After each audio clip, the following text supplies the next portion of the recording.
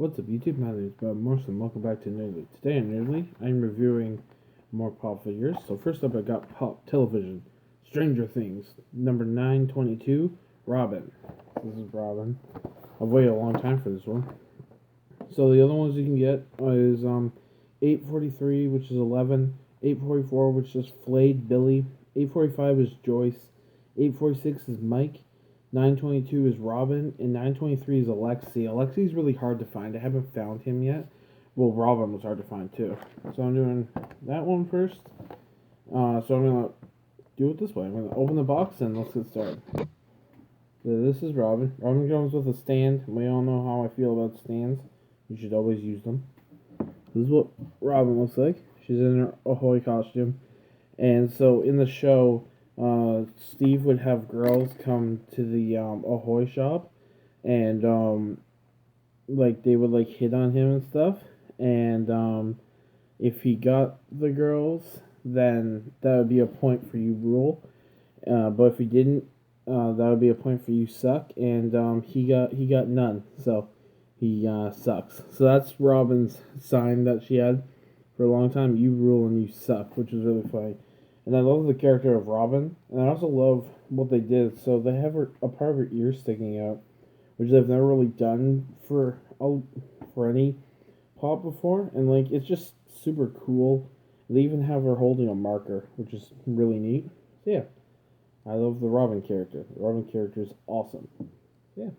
So next up, I got Pop Star Wars number 359, Side Rey, which I've been waiting for a long time. So on the back here, oh god, 307 is Rey, which I have. 308 is Kylo Ren Supreme Leader, which I have. Or Supreme Leader Kylo Ren. I just say it the easier way, okay? 309 is Finn. 310 is Poe Dameron. 311 is Zori Bliss. 312 is D.O. 313 is Lando Calrissian. 314 is BB-8. 315 is Johanna. 316 is Rose. I actually found out why she wasn't in the movie that much. Like, she just didn't want to be. And I can understand why, because after The Last Jedi came out, the Star Wars community went very racist very fast.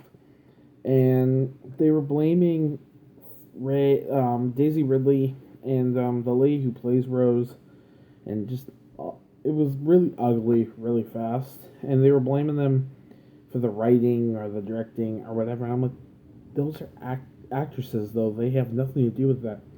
And they were just blaming them for being in the movie because that's not how George would want it. Well, I can't stand those people. Like, it's just like, just accept it.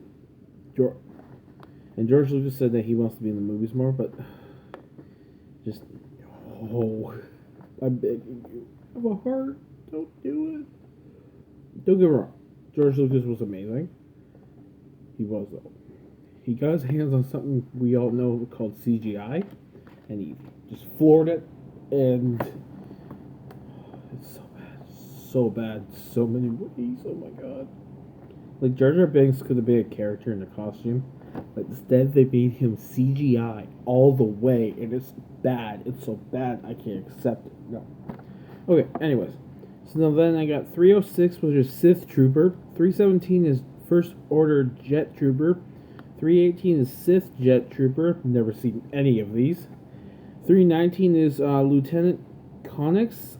I don't even know who that is, to be honest. I think that might be Princess Leia's, no, Carrie Fisher's daughter, but I'm not too sure. Then 359 is Side Rey, and 360 is C-3PO. Alright, so I'm going to open this box. One second. Sorry. I enjoy this character a lot, like very much a lot. Only because in the movie, you don't see Side Rey for that long. You see her for a split second, and then it's over. And this character gives you a very good glimpse into what it would be like if Rey did go to the dark side. So if you see her cheeks are flattened, so that means she hasn't been eating a lot. So like, and just the plush and everything is taken out of her face. So you can see some of her skin tone around her eyes. But other than that, she's very pale and white, like Palpatine was, which is a good subtle indication to everybody. and she also has the razor sharp teeth. But the Palpatine thing was very, very interesting because well, it was like I figured that was the direction they were going to go to, but no one else knew that. Okay, so seeing in theaters her pale skin and just the way the hood was, you're like, oh, that's awesome. That's where they're going with this. So what I like about her lightsaber is that her lightsaber actually looks like Darth Maul's old lightsaber, except it's not because it's two lightsabers end to end done down. But what it looks like is the tops of the lightsabers. Well, the bodies of the lightsabers look like Palpatine's lightsabers. The tops of the lightsabers look like Darth Vader's lightsabers. And the blade part of the saber is actually cracked like Kylo Ren's blade. So it's almost like the three of them combined into one character, which is super, super cool. And honestly, I would have loved to see that lightsaber in action, but maybe blue instead. Blue and red, that'd be cool. So yeah, that's Darkside Rey. Darkside Rey is super cool and super creepy. So there you go. And finally, for this video, I have one more. So, Pop, Star Wars, The Mandalorian, number 350, Incinerator Stormtrooper. Now, up until this point, I didn't have any Stormtrooper Pop figures. I had the Death Trooper from Rogue One, but that doesn't really count because those are like different characters. So, excuse me, I figured I need a Stormtrooper. Sadly, though, I haven't seen The Mandalorian. So, if I botch any of these names, that is why. So, yeah. So first I got 327 Cara Dune. It's like tongue twisting. Oh my god. This happens in my show too. Like, I'm famous in my Nerdly show for going like this and trying to read Japanese names. And then 328 is IG-11. 329 is Keely. Or Cully, I can't really tell. It's really tiny. 345 is the Mandalorian. 346 is the Client. 347 is Grief Karga. 348 is Heavy Infantry Mandalorian. 349 is Q90. 350 is the Incinerator Stormtrooper. 351 is the Off-World Jawa, and this Jawa has a knife or a gun, which is interesting. 352 is Covert Mandalorian, who kind of looks like the lady from Clone Wars. I can't remember her name. And 353 is the Armorer, which is cool. So yeah, I'm going to open this box in a second. So with a lot of these, they do like backdrops. Some of them aren't really interesting, but I like this one. This one's super cool. I always like that symbol. Now people have been arguing, and technically Boba Fett and Jango Fett aren't technically Mandalorians, because they stole their armor from a Mandalorian. So there's like a comic out there somewhere that says if they enter Mandalorian space, they'll be killed, which I think and find really cool. Now here's the Incinerator Stormtrooper, and he or she just looks awesome.